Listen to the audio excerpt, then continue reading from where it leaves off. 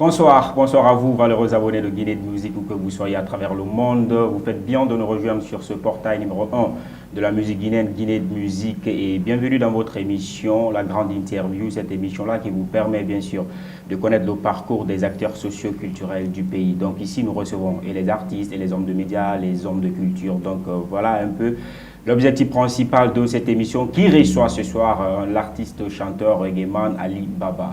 Bonsoir frère. Bonsoir Kekoura. Bienvenue sur Guinée de Musique. Ça fait plaisir. Et merci d'avoir accepté d'être notre invité dans cette émission. Le plaisir est partagé. Voilà. Alors déjà, on va bien dire ça, tu es en train de tendre vers une reconversion en animation et présentation TV. Comment ça se passe? Ça se passe à merveille. Ouais. Et d'abord, je vais dire, avant d'être artiste, d'abord, c'est ce que j'ai étudié à l'école. Ah, d'accord. J'ai fait une formation de 3 ans à la Fondation Aboubacar Camara. Et je suis journaliste scientifique. Ça se passe comment? Déjà, parce que c'est vrai, je crois que tu es passé par là à travers les études, mais les gens ne t'ont pas découvert dans ce domaine-là. C'est maintenant que tu as commencé à Voilà. Comment ça se passe? Ça se passe bien? Vu le début, je ne pouvais pas le faire parce que j'étais sur une carrière de musique, d'artiste, d'album. Donc, je me suis dit de me retirer un peu parce que là, je ne peux pas être à chaque fois sur pied, aller dans les téléstations, faire des interviews, tu vois, non? Donc, maintenant que j'ai un album sur le marché, je me dis que je peux profiter aussi faire ce que j'ai étudié. Mais est-ce que tu penses que tu vas avoir le même public? Un public que tu vas fidéliser en tant qu'animateur, présentateur TV, et un public que tu vas avoir en tant qu'artiste, chanteur? Ouais, déjà je suis dans mon domaine, il faut le rappeler, c'est le reggae j'anime. Voilà, et je sais bien que le reggae c'est un monde qui est vaste, c'est un monde qui est là, quoi. Et ça peut aller, les deux peuvent être ensemble. Peut-être associé. Pour toi, ça ne va pas poser problème? Ça ne va pas causer problème. Le 2 juillet dernier, c'était ton anniversaire. Ouais. Tu as en tout cas pensé à tes fans. Tu as partagé ce moment-là à travers une vidéo que j'ai vue sur ta page. Oui. Donc c'est une manière pour toi aussi d'être proche de tes fans. Voilà, vu que le monde entier est touché par cette pandémie, coronavirus, et on fait des lives souvent au studio. Donc j'ai eu des surprises avec mes amis, mon ingénieur qui a joué au piano et certaines qui m'ont envoyé des gâteaux. Donc j'ai profité de cette surprise à faire un petit live sur ma page. Un petit live, et moi ça m'a plu parce que j'ai suivi, j'ai suivi le live. Ouais, merci. Et je sais que ça en tout cas plu aussi à tes fans qui te suivent. Chaque fois que tu es sur le point de faire des manifestations culturelles à travers ton art. Voilà. Alors, tu as aussi cette approche-là. L'approche que tu as avec tes fans, c'est au-delà même du côté entre artiste et fans. Parce que dans tes compositions musicales, tu as particularisé un rapport spécifique avec la femme noire. Dans le titre Black Woman. Black Woman. Vraiment, et c'est pourquoi on m'appelle Lyrital. Lyrital Ali Baba, et c'est les lyrics. Voilà, souvent je me base sur la femme noire, les enfants, le travail, et tout ce qui est les musiques positives, les musiques un peu sensées.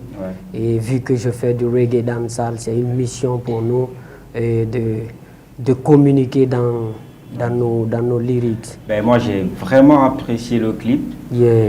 Le clip, il est super bien fait, et le contenu déjà, les abonnés vont devoir le suivre à l'instant même.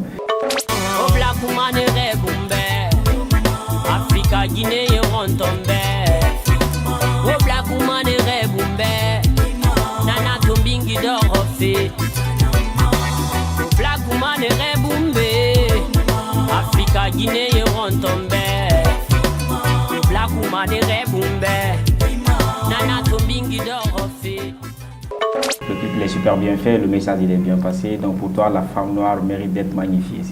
La femme noire mérite d'être chantée, faire tout, quoi. Parce que c'est nos mamans qui se lèvent très tôt le matin pour aller au marché, je ne cesse de le dire. Et c'est eux qui sont à la base de tout, c'est eux qui nous soutiennent depuis le début. Donc pourquoi pas les honorer à travers une musique. Oui. Et tu continues d'ailleurs, parce que très récemment encore, il y a une chanson qui est sortie, toujours qui touche un peu la jeune féminine, c'est Mfutunri. Hein. Ouais, Mfutunri. Voilà. Ouais, il y a les fans qui me disaient, mais moi, toi, tu chantes pas de love, tu fais pas de tu divertisses pas les gens, tu fais pas du dancehall, tu vois, non? Un peu, sors un peu de toi, essaye de voir un peu ce que le public aime. Donc, c'était le but aussi de voir si ça peut partir bien. Et j'ai eu à créer le son et à faire le son, quoi. Mfutunri dans le studio avec l'ingénieur Sam, et qui travaille d'ailleurs avec moi maintenant, là. Okay. Tu as aussi cet artiste qui a un amour fou pour la culture reggae. Et dans ton parcours même, il y a une aventure qui s'était invitée jusqu'au Mali, sur l'île de Lassa. Oui, bien avant la sortie de mon album, 2017 au Stade Cabinet Kouyaté, le 10 décembre. Et d'abord, j'avais fait une petite aventure bien avant Natural Reggae, parce que les gens ont commencé à me connaître sur une compilation appelée Natural Reggae. Et je me suis dit de faire un petit parcours autour de Bamako, aller voir un peu le pays frontalier comme le fait nos grands artistes. Donc je suis allé sur cette colline, un peu garder la spiritualité, chercher la maturité du reggae, être au milieu du reggae, être avec les reggaeman, tu vois, non? Donc cette petite aventure m'a donné beaucoup d'opportunités, beaucoup de courage à mener mon combat. Comment tu es allé là-bas et comment l'aventure s'est passée? D'abord, je suis allé en tant que... J'étais au lycée, je crois. Je suis allé en tant qu'exilé de la musique, voilà. Et vu que je suis né à Bamako, et à 15 km de Bamako, à Kati, et donc je me suis dit d'aller voir le pays qui m'a vu naître et un peu voir la culture de ce pays. D'accord. Voilà. Tu as pris combien d'années d'aventure? J'ai fait 1 an sur la colline de l'espoir. Nous, on l'appelle comme ça, la colline de l'espoir, puisqu'il y a 3 grandes collines à Bamako. Colline du pouvoir, colline du savoir et colline de l'espoir. Selon les 10 des Rastas qui sont sur place. Donc, on se dit que c'est une colline. Quand tu es sur cette colline, tu as tout l'espoir devant toi de faire ta vie quelque chose, quoi. Et pour rappel, il y a un autre très célèbre, Takana Zion, qui est aussi passé par là. On t'a parlé de son histoire quand tu étais là-bas? Ouais, bien sûr. Takana, quand il part, c'est chez mes potos. Voilà, Kakilambe, il le connaît bien. Maximum de big up à lui. Et Takana, la chambre d'ailleurs qu'il empruntait, la chambre qu'il a occupée d'ailleurs, mais c'était la même chambre que j'ai occupée aussi. Et selon les natifs de Lassa. Donc je me dis que je suis un peu les traces des grandes personnes. D'accord. Voilà. Alors, depuis Takana Zion en Guinée, au niveau des artistes chanteurs de ce domaine-là, le reggae, depuis Takana Zion, les autres artistes ont eu du mal, ou ont du mal, si je peux me permettre de le dire, ont du mal aujourd'hui à s'imposer et à accrocher en public avec le reggae. Pour toi, il y a une raison à cela, cette difficulté-là? Ouais, bon, le reggae n'est pas trop produit en Guinée, il faut le dire, parce que là, le Guinée aime actuellement et côté danse que le côté spirituel. Donc, c'est une production qui n'est pas trop là, quoi. Donc, je me dis que les autres, comme les Royal Sanké que je connais bien, c'est des bons artistes, comme les Warriors que je connais bien, et comme...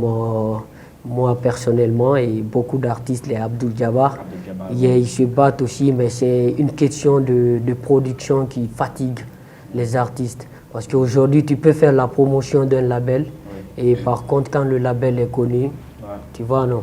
Donc nous, tu vois, non, nous les jeunes artistes qui sont en train d'évoluer, on est dans un parcours très difficile, il faut le dire, quoi. Parce qu'actuellement, il n'y a pas une très grande production de reggae comme à Dakar, des sound systems, des sabati, des vrais Nayabingi organisés sur des collines. Il n'y en a pas en Guinée, il n'y a pas de rencontre de reggaeman, sauf quand peut-être tu vas voir Takana en solo, tu vas voir, comment dirais-je, Royal en solo, tu vas voir les gars en solo, tu vois, il n'y a pas une union des artistes reggae pour vraiment valoriser le reggae aussi, quoi. Et il y a ce manque d'espace vraiment scénique pour la musique reggae. Ouais.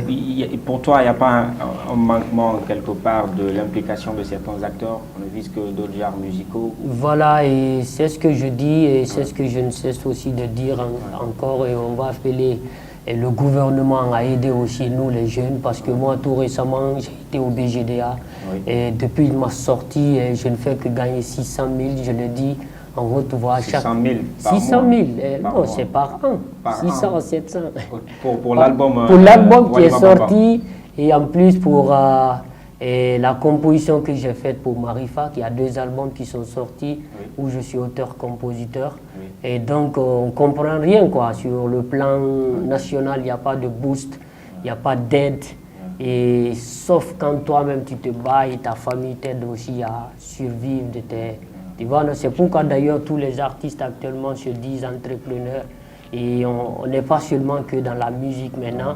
Il y a d'autres qui me disent même, Ali, ah mais on ne te voit plus là. Mais grand, ils sont là-bas fait.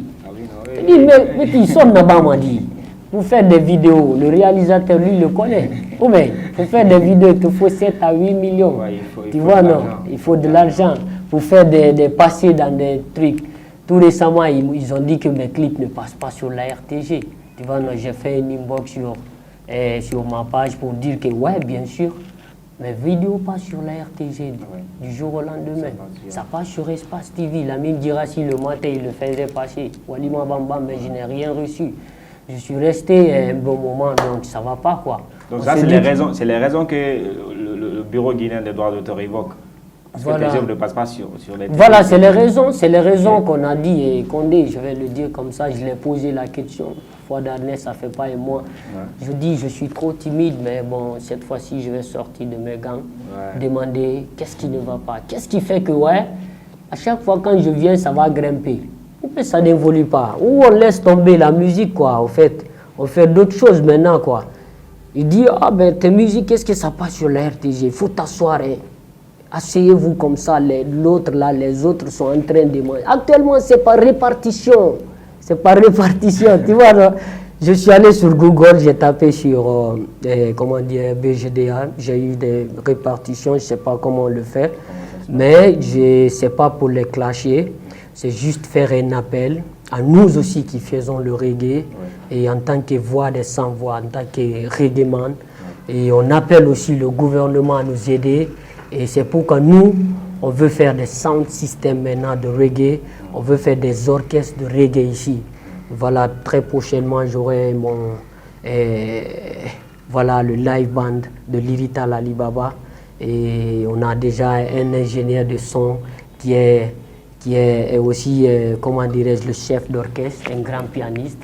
Donc bientôt, on va commencer à organiser des sound systems, même dans les camps militaires, parce qu'on le voit à Dakar. On voit Gambie. On l'espère bien. Voilà.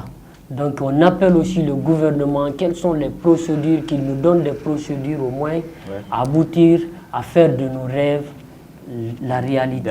Voilà. D'accord. Voilà la famille, vous êtes dans la grande interview et nous sommes toujours accompagnés de notre invité, le Lyrital Ali Baba. Tu es aussi entrepreneur, hein? Tu as un studio d'enregistrement. Voilà. Et quand l'album est sorti, mon label FAC Production, j'ai dit au PDG, il dit, ah mais grand, au lieu de tourner autour d'autres studios, essayons de faire un studio. On est vieux maintenant, il y a des enfants qui viennent, qui font la musique, qui font du reggae. Il ne faut pas que ces enfants-là viennent nous trouver encore en train de répéter au bord de la mer, en train de galérer, en train de faire des sons, tu vois, non?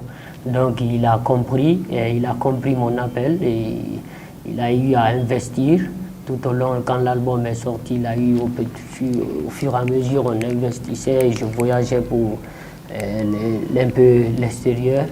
Et au fur et à mesure, quand je suis venu cette année, donc j'ai trouvé que tout était en place. On a un ingénieur super bien, on a tous les équipements nécessaires pour un bon studio. Aujourd'hui, est-ce qu'on peut dire que la musique a répondu à tes attentes? Oui, quand je me dis consciencieusement ce que je m'attendais, en réalité, je ne l'ai pas vu, mais je dis aussi Alhamdulillah, puisque c'est ce que Dieu te donne, il ne faut pas aussi dire que tu n'as rien eu, quoi. Donc ça m'a apporté la maturité, ça m'a apporté beaucoup de choses, le respect dans ce domaine et ça m'a apporté voilà, beaucoup de choses aussi, quoi. Je remercie le bon Dieu, mais on s'attend Un peu plus. On s'attend à plus. Toujours l'homme, c'est toujours cet être qui est éternellement insatisfait. Voilà. D'accord. Ali Baba, c'est ton nom sur scène. À l'état civil, c'est qui? Magasuba Ali Baba. Okay. C'est le nom, c'est mon prénom de famille. Ouais. Et donc souvent Magasuba, les gens ne connaissent pas trop mon nom de famille, vu à des raisons aussi. Donc maintenant là, comme je suis prêt à me défendre en famille, ils m'ont accepté et donc là, tu te présentes. Voilà, c'est Magasuba Ali Baba, auteur, compositeur, interprète. Je fais du reggae, raga, dancehall, made in Guinée, made in Africa. Magasuba, ça c'est du mandingue, hein? Yeah, ça c'est de Sigiri. Et ma mère, elle est guissier, tout couleur de Dingiraï, c'est mélange peul. Donc c'est ce qui fait quand tu me vois, bon, tu vois, non? Mais la chanson, la musique, c'est dans votre histoire. Mandingue, Magasuba, c'est... Ouais. D'accord.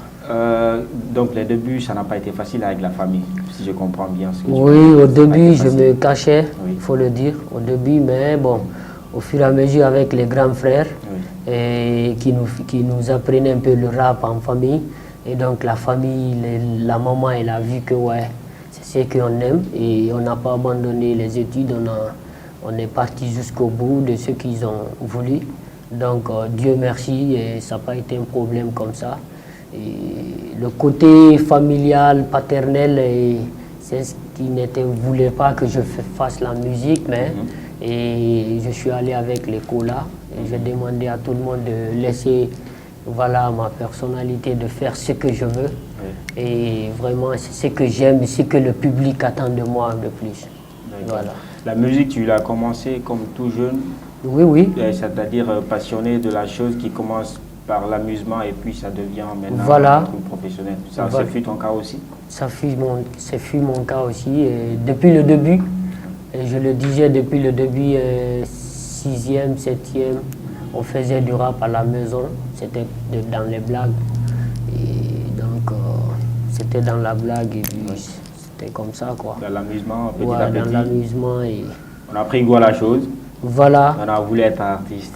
Vite professionnel. Yeah. Aujourd'hui, on a 2 albums. Aujourd'hui, j'ai un album, je prépare le deuxième. D'accord. Le deuxième, les couleurs, ça va être comment? Toujours reggae? Oui, je vais toujours faire un côté reggae, mais je vais maintenant faire des dancehall, des singles, des maxi-singles qui vont sortir avant la sortie de l'album. D'accord. Toujours avec la maison, Et actuellement, je n'ai pas signé avec une maison. Et je suis collaborateur de cette maison parce que cette maison, c'est nous, on l'a fondée. Je suis le directeur artistique du label. Et vu que j'ai le studio, j'ai beaucoup de trucs, donc on me produit peu, il faut le dire. Donc je me débrouille de moi-même pour faire mes sons au studio, mes clips aussi. Je m'apprête maintenant même à faire une vidéo, une photonerie, déjà qui commence à foutre les internautes. D'accord. On te voit aussi très proche de l'artiste Marifac. C'est quoi ton rôle dans ses compositions ou dans son émancipation? Marifac, je suis son directeur artistique. C'est moi qui écris ses chansons, c'est moi qui l'aide à faire des musiques. Et c'est ce que je disais au début, quoi. On est auteur-compositeur de 2 albums. Marifac, au moins si moi je ne suis pas connu, Marifac a 1 million de vues sur YouTube. Mais à travers Marifac, au moins, voilà, c'est pas de clasher VGDA, mais à travers la petite, au moins, je devrais au moins rouler dans des grosses cylindrées en Guinée. Donc bénéficier, bénéficier de mes droits d'auteur, une très bonne somme, au moins dans l'année. Voilà, c'est un peu ça, quoi. Je suis son directeur artistique et auteur et son compositeur. Voilà. Nous sommes presque au terme de cette émission. Est-ce que tu as un message à passer aujourd'hui à tes fans et pour ce qui est à venir dans ton actualité musicale? Voilà, et je dirais de continuer à me suivre sur ma page officielle, Alibaba officiel 2016. Mon compte YouTube aussi est là. Et rester connecté. Il y a des bons trucs qui viennent. Il y a des bonnes vidéos, des bons projets qui arrivent bientôt. Et si vous voyez que j'étais un peu perdu, c'est que je me cherchais et je suis toujours en train de me chercher.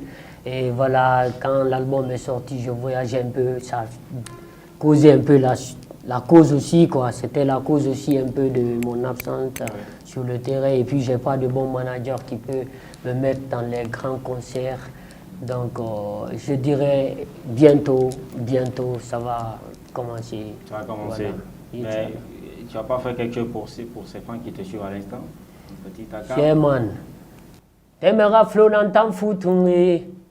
Anyere ki nan tam futunge. Afera ba ki nan tam futunge. Nanatori na loveri. Baby, fi Manuela lam. Baby, fi Manuela lam. Baby, fi Manuela lam. Achou mi jombama. Ça fait plaisir de passer sur Guinée Hit Music. Portail numéro 1 de la musique guinéenne. Yeah, yeah, yeah, yeah, yeah, yeah. Blessing, Rastafari. Ayanai. Ça nous fait aussi plaisir. Ça fait plaisir de passer sur Guinée Hit Music. Ayanai. C'est là, ça fait un immense plaisir pour moi de t'avoir reçu dans cette émission, Ali Baba, le Lyrital. Ça fait plaisir. Glory to the Son, glory to the Father and Imperial Haile Selassie the First. Yes, que la Guinée soit bénie, que Dieu veille sur nous. Rastafari Sembera, Ayanai, ça fait plaisir de passer dans les locaux de Guinée.